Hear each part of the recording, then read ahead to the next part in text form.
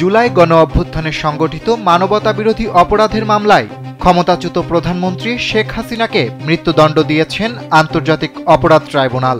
এবার এই ইস্যুতে মুখ খুলেছে পাকিস্তান। গেল বছরের ৫ আগস্ট দেশ থেকে পালিয়ে প্রতিবেশী ভারতে আশ্রয় নেন শেখ হাসিনা। বর্তমানে তিনি সেখানেই অবস্থান করছেন। বাংলাদেশের পররাষ্ট্র মন্ত্রণালয় ইতোমধ্যে ভারত সরকারের প্রতি আহ্বান জানিয়েছে তারা যেন অনতিবিলম্বে দণ্ডপ্রাপ্ত হাসিনাকে বাংলাদেশ কর্তৃপক্ষের কাছে হস্তান্তর করেন।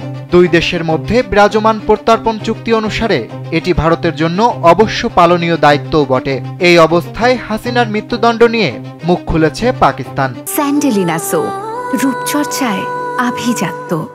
দেশটির পররাষ্ট্র মন্ত্রণালয়ের মুখপাত্র তাহির আন্দারবি বলছেন, শেখ হাসিনার মৃত্যুদণ্ড বাংলাদেশের অভ্যন্তরীণ বিষয়। বাংলাদেশের জনগণ নিজেদের গণতান্ত্রিক ও সাংবিধানিক প্রক্রিয়ার মাধ্যমে এসব বিষয় সমাধান করতে সক্ষম।